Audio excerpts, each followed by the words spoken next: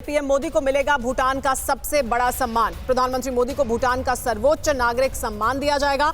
भूटानी प्रधानमंत्री ने इस बात का ऐलान किया है। तो प्रधानमंत्री नरेंद्र मोदी को भूटान का सर्वोच्च नागरिक सम्मान दिया जाएगा, इसका ऐलान किया गया है।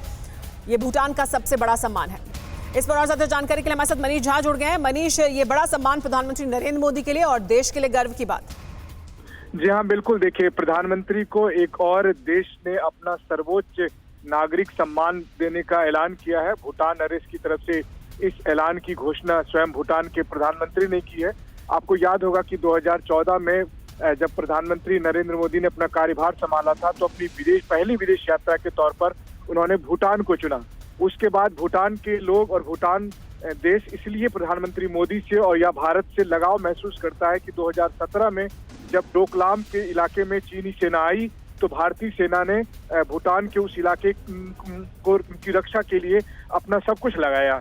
तो इस वजह से भूटान के लोगों का प्रधानमंत्री नरेंद्र मोदी के प्रति एक खास लगाव था और भूटान नरेश ने आज ऐलान किया है कि प्रधानमंत्री नरेंद्र मोदी को भूटान का सर्वोच्च नागरिक सम्मान दिया जाए। निश्चित तौर पर ये भूटान के सम्मान से भारत के लिए भी गौरव की बात है। जी मनीष, साथ ही इसको क्या इस तरह से भी मैं चाहूंगी कि आप इसका उस तरह से भी विश्लेषण करें कि इसके क्या मायने होते हैं फिर चीन के लिए, क्योंकि अगर भूटान प्रधानमंत्री नरेंद्र मोदी को सबसे बड़ा नागरिक सम्मान देता है, भारत के करीब रहता है और आता है, तो फिर इसके क्या मायने भारत, चीन और भूटान के संबंधों के?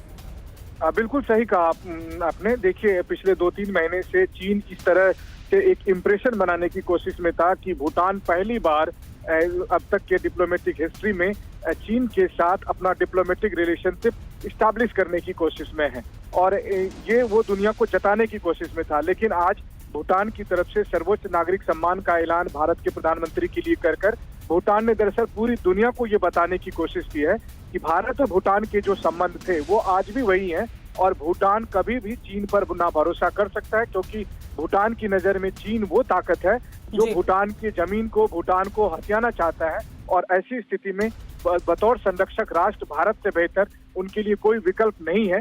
ये भी एक बड़ा संदेश भूटान इस नागरिक सम्मान के बहाने एक तो भारत के प्रति और प्रधानमंत्री नरेंद्र मोदी के नेतृत्व के प्रति कृतज्ञता ज्ञापित करते हुए ये ऐलान, और दूसरा पूरी दुनिया को संदेश कि भारत भूटान के लिए सबसे बड़ा संरक्षक राष्ट्र है। जी हाँ, हमारे साथ मेहमान भी क्योंकि जुड़े हुए हैं तो उनसे भी इस मुद्दे पर बात कर लेते हैं। हमारे साथ कांग्रेस पार्टी से पंकज जी मौजूद हैं। पंकज जी, क्या आप मानते हैं कि जब भूटान सर्वोच्च नागरिक सम्मान प्रधानमंत्री नरेंद्र मोदी को देता है तो ये विदेश नीति के तौर पर भी भारत की उपलब्धि है, देश के तौर पर भी प्रधानमंत्री नरेंद्र मोदी की व्यक्तिगत उपलब्धि तो है ही, लेकिन देश के लिए एक बड़ी उपलब्धि की दुनिया में एक बड़ा संदेश आएगा कि भूटान भारत के साथ ही खड़ा है, चीन के साथ नहीं?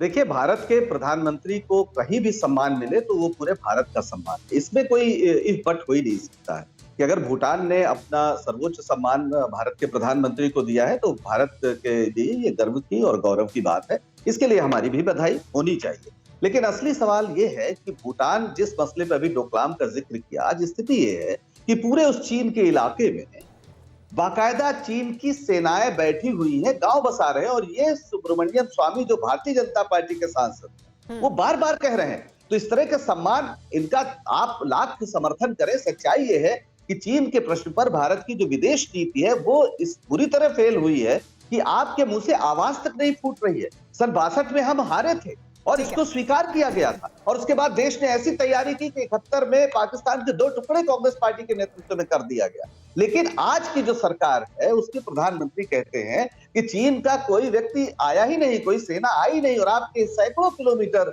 जमीन कब्जा किए हुए सारे सैन्य विशेषज्ञ कह रहे हैं, कुछ भारतीय जनता पार्टी के सांसद। सम्मान का स्वागत है, प्रधानमंत्री का कहीं भी सम्मान हो उसका स्वागत है अनिला जी, लेकिन मेरा सवाल जब पंकज जी से ये था कि इसे आप एक उपलब्धि के तौर पर भी देखते हैं क्या, विदेश नीति की एक अहम उपलब्धि के तौर पर भी, तो उसको वो स्वीकार नहीं करते हैं, उसको कैसे आप बयान करेंगे?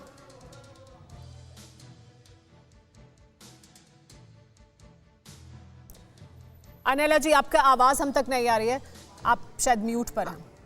जी शर्म आनी चाहिए इंडियन नेशनल कन्फ्यूज पार्टी को। देश के प्रधानमंत्री का विषय होता है तो वो पूरे देश का विषय होता है, किसी एक राजनीतिक दल का नहीं होता है।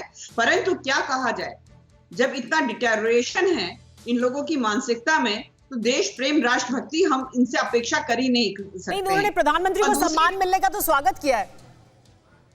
और दूसरी बात, अभी मैं सुन रही थी कि पंकज श्रीवास्तव जी बहुत लंबी लंबी बात कर रहे थे, सुब्रमण्यम स्वामी जी का उदाहरण दे रहे थे। पहली बात तो मैं इनको बता दूं, थोड़ा ज्ञान ठीक से प्राप्त कर यहाँ पर बैठा करें। जिस प्रकार से चाइना को हम लोगों ने रोका हुआ है, पाकिस्तान को बिल्कुल लोहे के चने चबा रखे हैं, और आप ये कह रहे हैं कि हमारी भारतीय सेना जो है निकम्मी बैठी हुई। माफ कीजिएगा, मुझे यहीं पर इस चर्चा को रोकना होगा। आप सबका बहुत बहुत शुक्रिया हमारे साथ जुड़ने के लिए। फिक्र आपकी, सोमवार से शुक्रवार रात 9 बजे सिर्फ TV9 भारतवर्ष पर।